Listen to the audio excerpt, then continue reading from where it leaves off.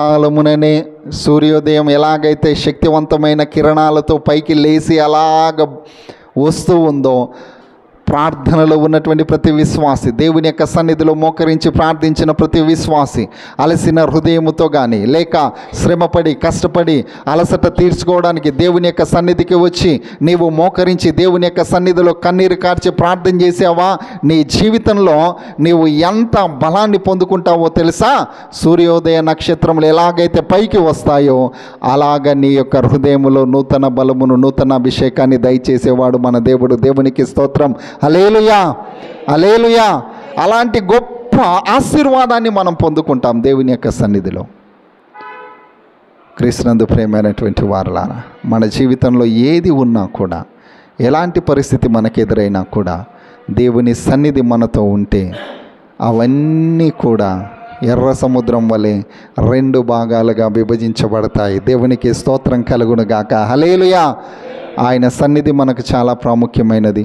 ఆయన సన్నిధిలో మనము కనబడాలి. ఆయన సన్నిధిని మనం ఏం చేయాలి? వెంబడించాలి. నీ సన్నిధానములో సంపూర్ణ సంతోషం, నిన్నారాధించుకునే విలువైన అవకాశం. నీ సన్నిధానములో సంపూర్ణ సంతోషం, నిన్నారాధించుకునే విలువైన అవకాశం.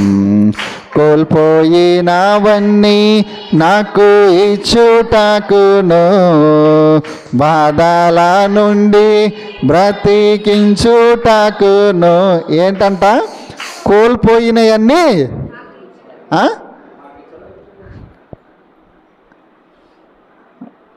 కోల్పోయినవన్నీ నాకు ఇచ్చుటకు, బాధల నుండి బ్రతికించుటకు.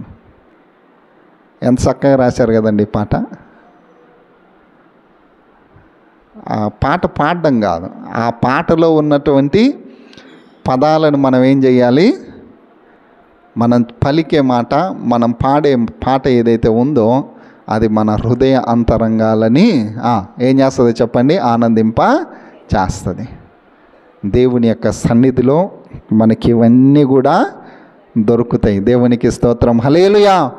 నువ్వేం కోల్పోయావో అవన్నీ నీకు దొరకాలి అని అంటే నువ్వెక్కడికి రావాలి? దేవుని సన్నిధికి రావాలి. నీకు ఎన్ని బాధలున్నా, ఎన్ని ఇరుకులున్నా, ఎన్ని ఇబ్బందులున్నా నువ్వెక్కడికి రావాలి? దేవుని సన్నిధికి రావాలి. దేవుని సన్నిధిలో మనం కనబడాలి. దేవుని యొక్క బిడ్డలంగా మనము జీవించాలి. ప్రార్థన చేసుకుందాం. ఇదే వాక్యాన్ని వచ్చే వారం నేను కంటిన్యూ చేస్తాను. ప్రార్థన చేసుకుందాం. అందరం మోకరిద్దాం, ప్రార్థన చేద్దాం. అందరం మోకరిద్దాం, ప్రార్థన చేద్దాం. ఈ ఉదయకాల సమయంలో దేవుని యొక్క వాక్యాన్ని మనం వింటూ ఉన్నాం. క్రీస్తునందు ప్రియమైనటువంటి వారలారా, దావీదు కుటుంబము దినదినము అభివృద్ధి చెందడానికి కారణం ఏంటో తెలుసా? దేవుని యొక్క సన్నిధి. సౌలు యొక్క కుటుంబము దినదినము దిగజారిపోవడానికి సౌలు చేస్తూ ఉన్నటువంటి ఒక పెద్ద పొరపాటు ఏంటో తెలుసా? దేవుని సన్నిధికి రాకపోవడానికి. ఈ 2 విషయాలను మనం జాగ్రత్తగా పరిశీలన చేయాలి. దేవుని యొక్క సన్నిధిలో మనం కనబడితే మనకు ఆశీర్వాదం. దేవుని యొక్క సన్నిధిలో మనం వస్తే మనకు దీవెనలు. ఈ ఉదయకాల సమయంలో దేవుడు మనందరితో మాట్లాడుతూ ఉన్నాడు.